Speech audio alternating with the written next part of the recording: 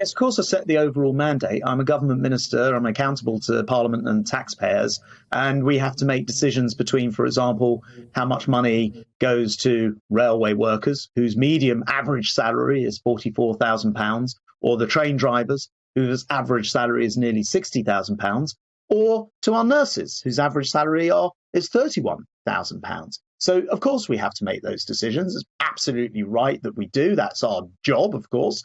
But there is more money available in return for reforming, for modernising our railway, which I'm afraid in too many cases, because of these union barons who are extreme left-wing activists, because they've stopped modernisation going on, we have this forever strikes situation where there's never not been strike action called or a strike ongoing in the 3 years that I've been Secretary of State for Transport. It's unacceptable, and we're going to have to use the power of the law to bring this to a close if they don't stop striking. So what would that look like? Because for the public at home, just think, I just want to be able to get around. This is really irritating. But I can also empathise that people need to be able to pay their basic costs. So what are you doing just to try and help? Yeah, well, the public at home are probably wondering why they stumped up 600 quid from their own household income to keep everyone in the railway industry in work, and then find they can't get to work themselves because the unions are striking. So what will I do? Well, specifically, there are 16 different measures that I think we should now be taking to end what I call these forever strikes, where they have a ballot on one subject, then they decide that whatever they were balloting on is no longer the case, but they'll just move it on, shift it on to a different area of dispute. And as I say, because there've been 160 different disputes, 60 this year alone, they've always got something else that they want to open a dispute about. So I'm going to make sure that we bring this to a conclusion by both moving ahead with some of these modernisations, which will be better for safety, be better for passengers, but also ensuring that we pass laws to ensure that these strikes can't go on forever, that they can't hold a ballot and then just carry on striking, that they have to reballot their members and actually ask their members what they think as well. Is it right? I mean, Mick Lynch was talking about the fact they've been offered 8%. Is that right? Because, I mean, got to say, a lot of people watching would be saying, blimey neck, I wish I was given an 8% pay rise.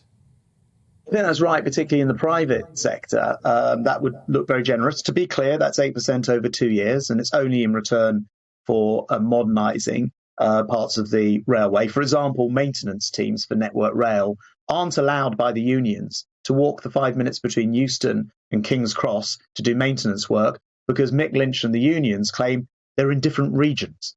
I mean, this nonsense has to come to an end. But yes, our concern is they didn't even put that offer, that 8%, to their members.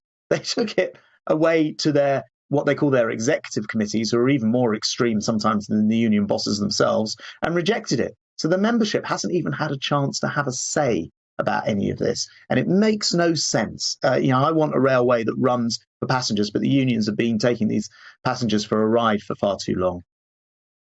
When we're on the sidelines and we're not involved in any of these conversations, it seems a bit bizarre that both sides are so sort of entrenched and angry and sort of hurling these accusations. I know that you say that you're not sort of directly involved, but would it hurt not to just get around a table and talk to them? Is there ever a situation where getting around a table and speaking face to face doesn't help? When it comes to the details of a negotiation like this, there are, I think, a dozen, perhaps even 20 different modernisations and reforms that are required on the railway. For example, at the moment, people go out and literally walk along the railway track, hitting it to see whether it requires maintenance.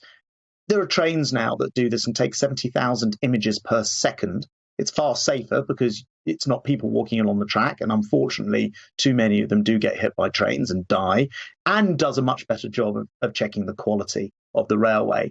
Those kind of modernisations, technical details, are things that only the employers, Network Rail in that case, would be able to negotiate. So the oldest trick in the book, and I've looked back actually, the unions did this all the way through the Blair and Brown governments. They always said ministers should be in the room, whatever the dispute on rail or anything else. And by the way, if Labour, I see, are backing the unions in that call, well, why isn't Sadiq Khan, the Labour mayor, in the room with the RMT, who are striking this weekend and have been on an even longer term strike than the one we're facing on the rest of the railway.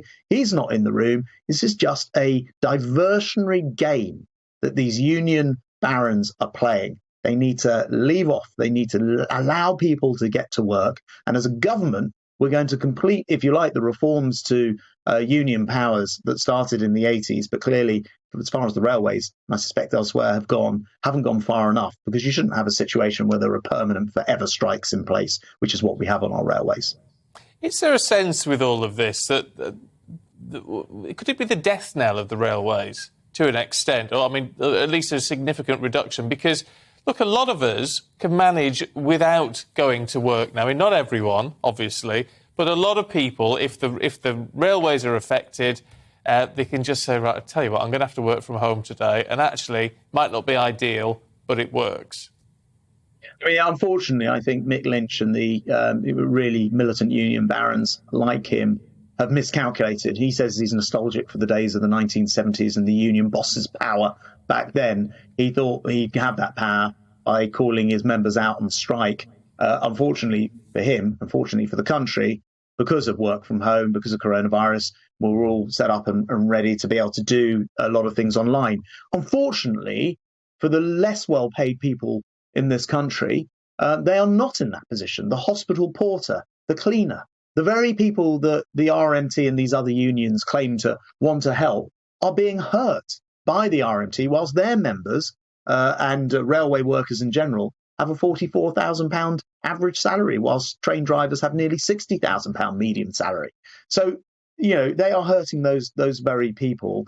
You're right that it doesn't have the impact that it had previously. That is one of the reasons why we're going to ensure for once and for all that we get this thing back into balance. I want railway workers to be paid properly. I'm proud of the fact they get decent salaries. I want them to earn more, but we need to modernise the railways in return. For example, at the moment, you can't run a railway service on many of the lines on a Sunday without people just coming forward and volunteering to drive the trains and operate the railways.